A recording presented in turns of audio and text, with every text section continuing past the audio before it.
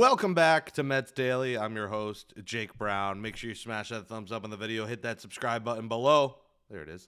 Follow me at Jake Brown Live. It is Thursday, January 8th, 2026. We are on a year number 2, officially today, of Mets Daily. Thank you so much for your support of the 1-year anniversary yesterday, as we will read your comments and I will pick live on air at the end of today's show the best comment that will have a chance to do a food review with me at Citi Field. Or listen, if you don't want to be on camera, you want to just chat, excuse me, watch a few innings together, eat something, we could do that as well. You let me know afterwards once we pick the winner. Now, I don't know what the winner is yet. I've responded to a few comments yesterday, but I have not gone through them all, so we will do that live today. More Kyle Tucker discussion. You know, anytime Will Salmon puts a report out there, you kind of got to read it seriously, because Will Salmon, like we talked about, is very tapped in. And, Will Salmon has talked about, and the league has talked about Kyle Tucker, Dodgers, Blue Jays, Mets being kind of the three teams that are in it for him.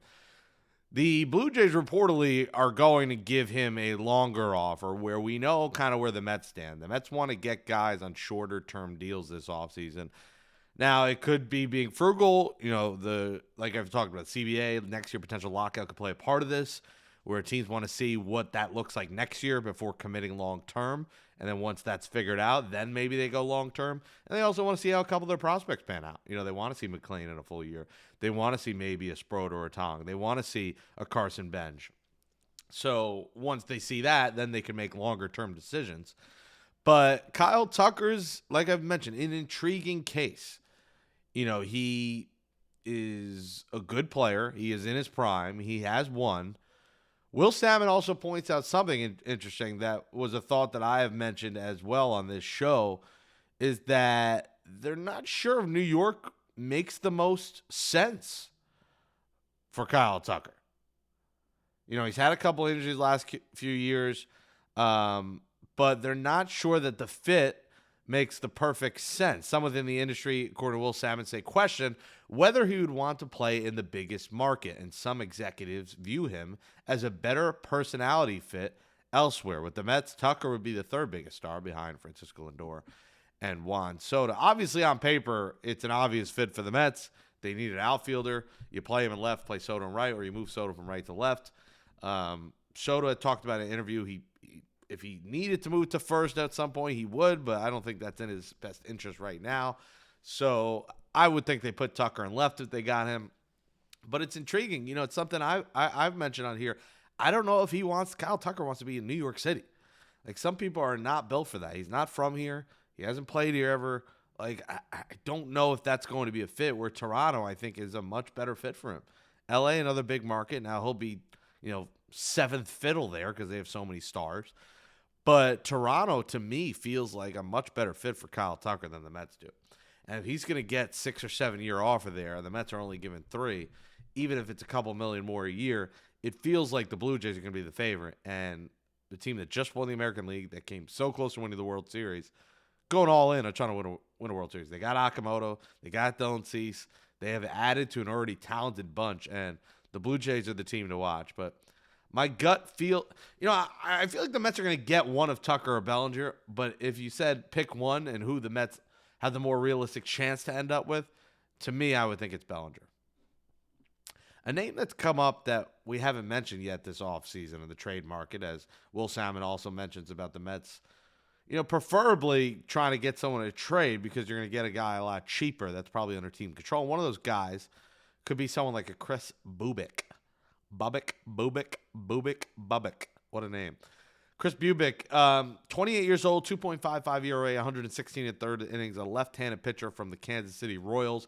He is under his last year of team control, so the Royals would have to pay him free agency next year. It feels like he is definitely a trade candidate.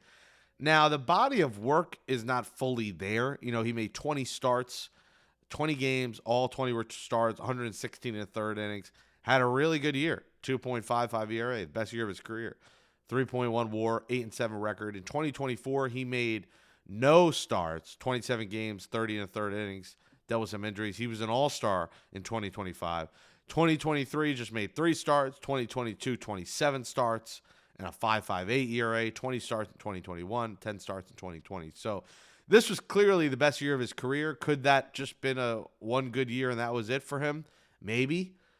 But he's an intriguing case. You know, he pitched in a playoff game in 4 games in 2024, 4 2/3 innings, just gave up 1 run, a 1.93 ERA.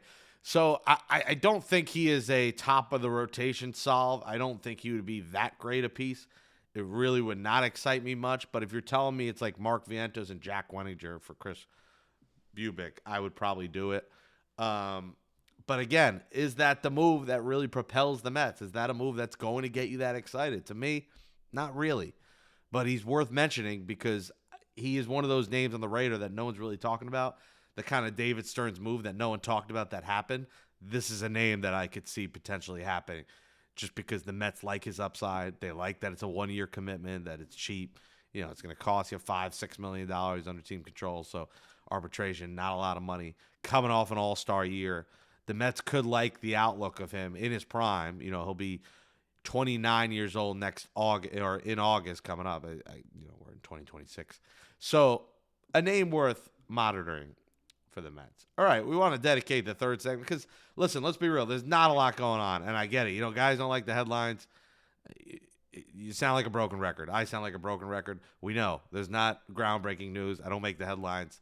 If that's what brought you in, we've done the same thing every day. So you're new. It must have just popped up on your feed, but we hope you enjoy the show anyway. There's not much I can say, guys. Like, this is a daily show. You know, I'm doing my best. I'm reading your comments. There's not a lot of news going on.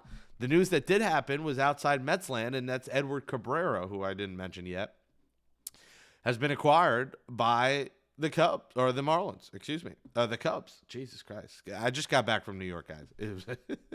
You got to cut me some slack today. Just got back last night, so brain is not fully functioning today. But the Cubs and Marlins, Edward Cabrera, Owen Casey was their top prospect in the Cubs. Christian Hernandez, Edgardo De Leon in the trade for Edward Cabrera. So Cabrera goes to the Cubs. So the Cubs, who could really use a starting pitching help, go out and get Edward Cabrera. Listen, I didn't think it made a ton of sense for the Mets. He just, he doesn't pitch enough innings. Like that's the thing with Bubic too. Like Bubic is, do you want that guy who doesn't pitch who's never pitched anywhere close to 200 innings for a rotation that needs someone that can eat innings? Just to make a lot of sense. Now, Cabrera could go out there and pitch 180, 200 innings this year for the first time in his career, and we'll be like, oh, wow, that was great. But because he hasn't done it, how am I supposed to believe he's going to be able to do it?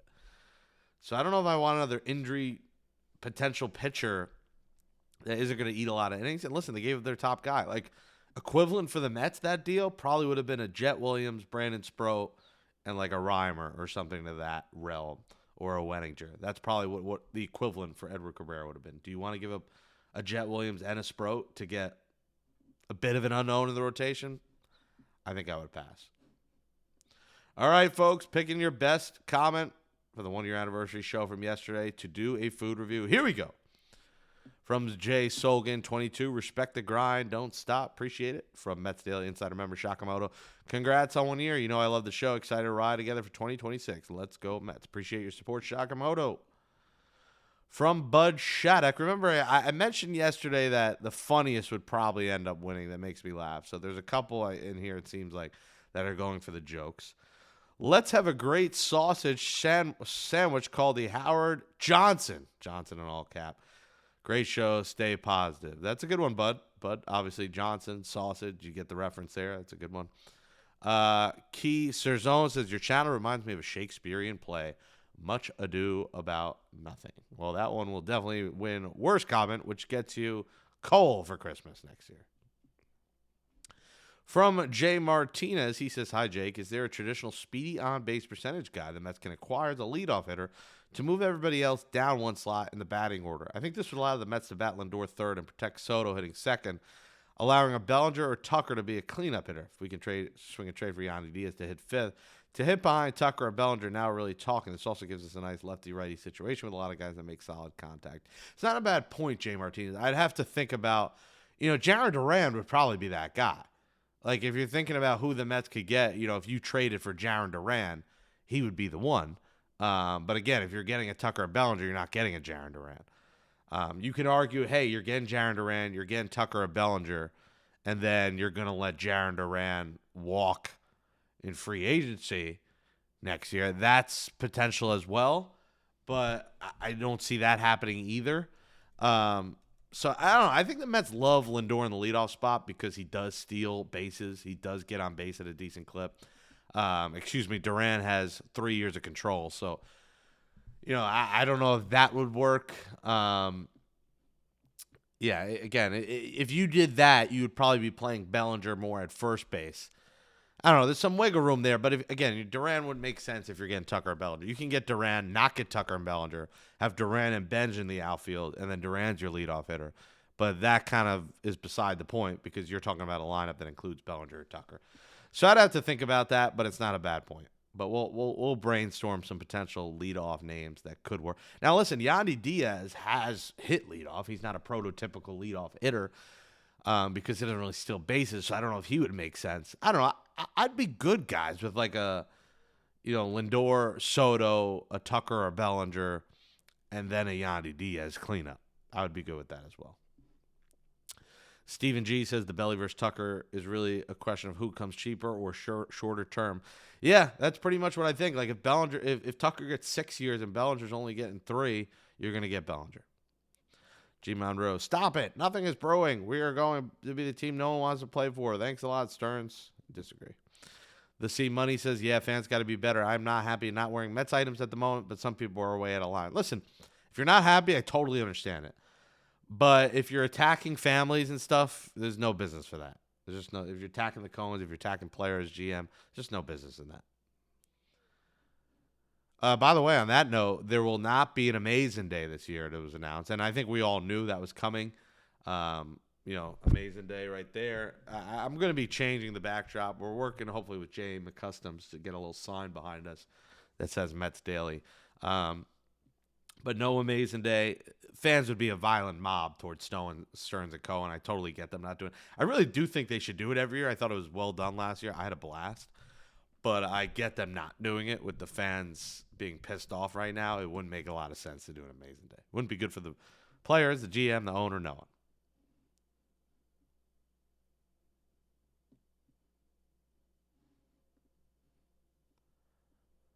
Edward says Stearns doesn't suck, and that's when he comment.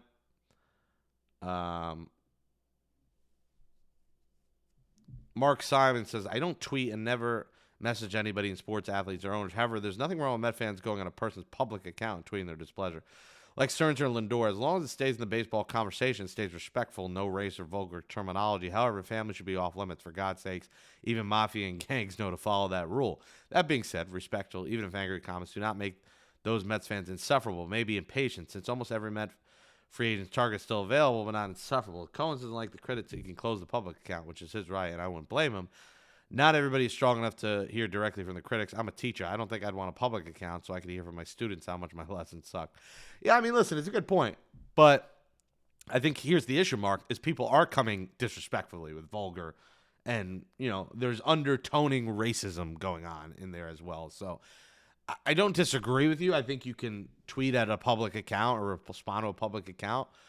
But I just don't think now is really the time because the team is not set. If it's March 27th and right now is the current Mets team, sure, go tweet Stephen Cohen, this team sucks. But I just don't think now is the time to really get that mad. And I've said that over and over again on here.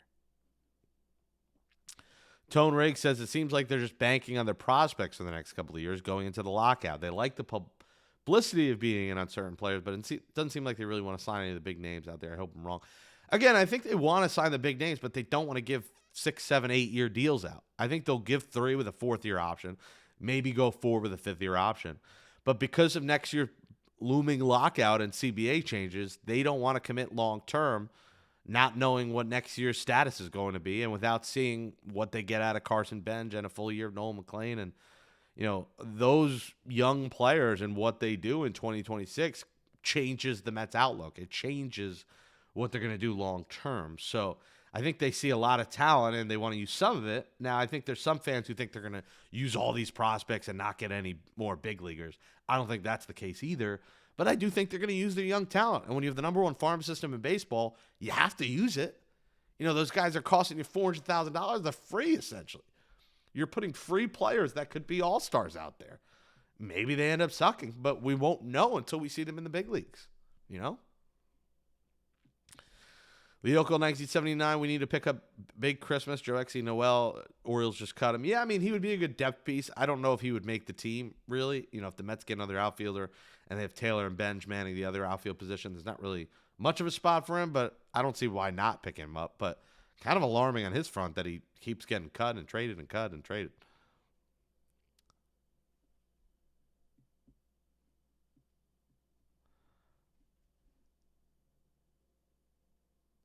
Jose Gonzalez, bro. Steve Cohen's not going to spend more money in the Mets because he has what he wants all the time in the casino. Again, dumb logic, guys. Jose is being dumb. He wins dumbest comment of the day. Stop with the stupid casino thing. You got the casino, great. It does. If the Mets fail, the casino will fail. If the Mets are great, the casino's going to thrive. You guys got to realize this stuff goes hand in hand. They're right across the street from each other. People aren't going to go to that area and go to the casino all the time if the Mets are sucking. A lot of Met fans are going to want to go to the casino before and after games. They're not just going to go to a game so they go to the casino. It's just not going to happen. Now, I'm sure it'll do fine if the Mets aren't good, but imagine the Mets being a World Series contender with that casino. That area is going to be the must-be place. Like, you have to be there. So he got his casino. Time to not care about the Mets is stupid.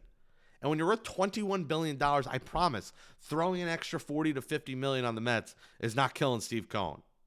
So, again, you guys got to stop with that dumb logic. It's really ill-informed and it's stupid.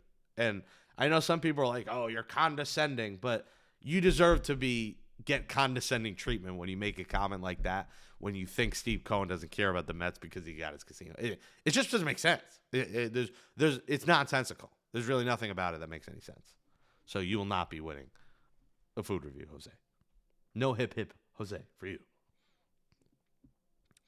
Tucker's more injury prone. That's how much you know. No, Tucker is injury. He's had some injuries.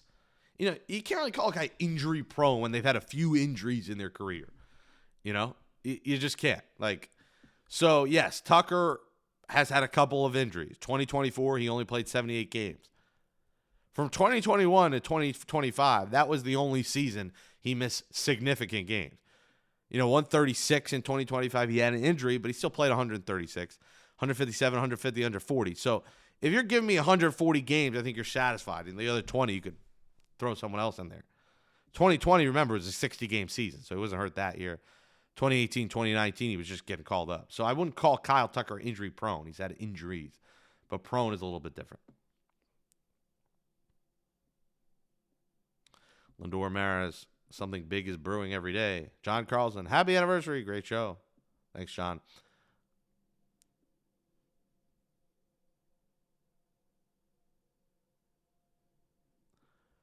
Matthew is so glad I found the channel. Can make a guest suggestion. Ryan Finkelstein from Longtime Mets, in my opinion, pretty standard guy. Kind of Mets. Anyway, keep up the great work. Thanks so much. I will look into that. Perez H. People pouting on social media in January how much the Mets suck is awful and reflects poorly on us as a fan base. Save it for June. I agree. Listen, at the very earliest, save it for opening day. Wait till we see what the opening day roster is. It's just too far away, guys. And I get it. And here's the issue. We're impatient. Somebody put a idea on Twitter that in the end is pretty dumb about guys after January, if they sign, should only get 1-year deals. That's not fair either. And Boris is a big part of why some of these guys are on side. I do think they should, if a guy's not signed by January, it should be a limitation maybe on years. 1 year is insane, but maybe after January, you can only get 5 years. Would limit maybe a little bit. I don't think it would make a big difference, but maybe doing something where you could make $1 million less after January. I don't know. There should be something that makes the offseason more intriguing, because I do think it hurts baseball a little bit that it goes this long. But to say, if not January, 1-year deal is insane. That doesn't make any sense either. Pete Nieto says, I'm Pete Nieto. I like stadium food and beverages, and I endorse this channel. Love what you're doing, my man. All right, that's a candidate for comment of the day. Jay Muscle, happy anniversary. Great show and content, JM Valentine. Keep it up. Going to subscribe here soon. Thanks, JM Valentine. I assume you're an Apple or Spotify subscriber. But yes, always subscribe on both. Won't hurt. You get the notifications. McClain and Benj are going to be White, good and strawberry this year. Says Arcade Perfect Reviews. I like that. Positive. CSAP, congratulations, 1 year. Thank you so much. Mighty Charger says, why didn't we keep Diaz and Alonso? Were they the reason we didn't win a championship? Diaz wanted to go to L.A., and Alonso got a ridiculous contract that the Mets didn't need to pay. Michael Bryan says, happy anniversary. Thank you. Dub says, if there's nothing to say, don't say anything. Stop posting content entirely based on conjecture. Yeah, I mean, listen, it's a daily show. Don't say anything. The show is every day. That's my obligation. So I understand what you're saying, but do you want me to do Mets trivia someday? We can do Mets trivia one day. But I'm not going to talk about the weather. I'm not going to, I could do a whole show on my debate of not paying interns and why interns should be paid in this economy in New York City, which is a big topic I posted about at Jake Brown Live, but we won't do that either. Maybe I'll do that tomorrow. Dennis says the Mets have frustrated their fan base by not making marquee move in free agency. It's still time. Still time. KRS says, I hit the thumbs up every day. Congratulations on the new job and success of Mets Daily. Keep up the great work. Thank you so much, KRS. Tucker will be better protection for Soto, says Edward. I would agree. JFI Muscle, that would be awesome. Lenny Dykstra, bench coach, says Michael. Yeah, Lenny Dykstra reportedly, I guess, allegedly was caught with either crack or meth in his car when they got pulled over. Not good for Lenny. Robert Martin, life's a grind, brother. I'm a disabled veteran. Believe me, I know where you're coming from. Appreciate the info you put out. Don't get discouraged by disgruntled fans. There will be those people in New York. Thank you for your service, Robert. Appreciate it. KRS, how long for Tucker? Yeah, I think they're going to offer Tucker 3, maybe a fourth-year option, but I think the Blue Jays are probably going to go 6, and the Mets won't go there. But we'll see. We don't know. Great points. It's like fans want Wilpons to come back or something. This is J.M. Valentine. Bama Hammer says, hey, I'm all in for doing food reviews. Congrats on the 1 year anniversary. You're the better-looking ball guy, so I wouldn't be taking the shine away from you. Hoping Belly and Valdez come to Flushing. I also think more trades are off these boards no matter where they go. LGM, happy anniversary. Tucker's a better offensive player. Bellinger's more versatile. I lean towards Bellinger, but at this point, I'd be happy with either, says Kenneth.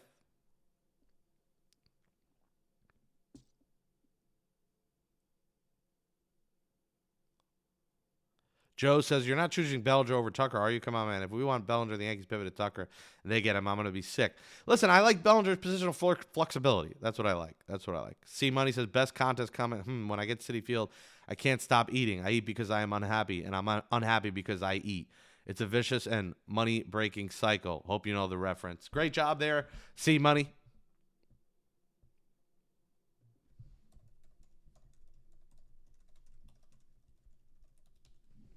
Great job from C Money. That is an Austin Powers reference. You know what? Let's give it a C Money. The C Money 21 with a good Austin Powers reference. We're going to give him the food review winner. So the C Money 21, big fan of the program. Appreciate your support. A good Austin Powers reference, a legendary, iconic movie. We'll close with that. He's going to win. C Money, you are winning best comment of the day in a 1 year anniversary. Thank you so much. I just realized we're at 24 minutes. Appreciate your support, everybody. Thanks for watching. Hit that thumbs up. Hit that subscribe. Hit that share. And follow me and subscribe to my YouTube at Jake Brown Live. We'll talk to you tomorrow on Friday right here on Mets Daily.